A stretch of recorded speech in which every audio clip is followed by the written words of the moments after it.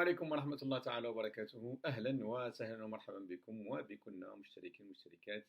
اليوم نتكلم لكم على رمضان، على شهر رمضان، كيف الإنسان يصوم رمضان، أصحاب الغدة الدرقية، الأمراض المناعية، وش هي الأمور الجيدة اللي ممكن يأخذها والأمور التي لابد أن يبتعد عنها إذا أراد الصحة إن شاء الله وأنه يتعافى. نعطيكم بعض الأفكار، بعض الخطط والعمل الإنسان يحاول يقوم به، هكذا يحاول ان شاء الله يعاون نفسه انه ما يبقاش يعاني من هذه اعراض الغده الدرقيه، خاصه في وشي الاكل طريقه النمط، وخاصه كذلك الناس اللي يشربوا دواء الغده. نبداو باصحاب خمول الغده الدرقيه اللي هم اكثر ناس عرضه ومرض.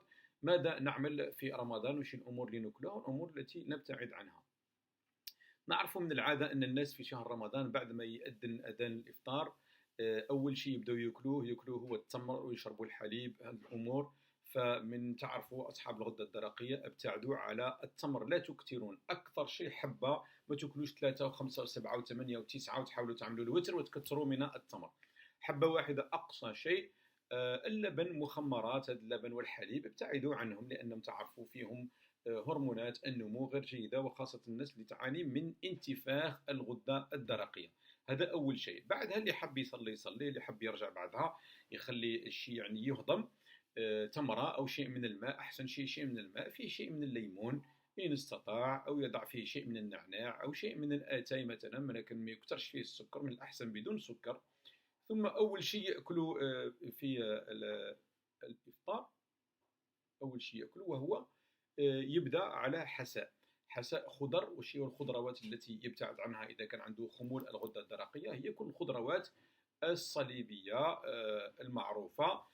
قائمه طويله جدا بدون ما ندخل في تفاصيل الاعشاب، الخضروات الصليبيه هذه نجتنبوها وناخذ الخضروات التي تعين الغده الدرقيه. من بين احسن الخضروات اللي تحبها الغده الدرقيه وهو الشوكي الارضي.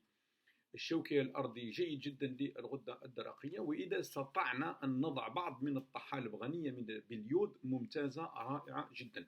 نحاولوا كيفاش نعملوا الحساء تاعنا، حساء الخضار في شهر رمضان، ما نضعوش فيه الجلوتين، معناها بدون معجنات، بدون هذاك الفيرميسال، هذيك الشعيرة، بدون لسان الطير، بدون أي حب يعني. والناس اللي يحبوا يستعملوا الفريك والقمح وهذوك يبتعدوا عنه، يعملوا إلا الخضار. إذا ضروري انه في يمكن يضعوا الكرات، شيء من البصل، شيء من القرع، شيء من الجزر، كلهم جيدين يعني في حسائهم في شهر رمضان. هذا كيكون حساء صحي. اذا استطعنا في حسائنا، اذا كان ممكن يوم نعملوا حساء فقط بخضار، ممكن نستعملوا حساء مره بالسمك. السمك جيد، من احسن الاسماك الرنجة، وكذلك غني باليود. وحساء سمك الماكرو، وكذلك الباجو الأحمر جيد، كله رائع جدا. هذا بالنسبة للحساء.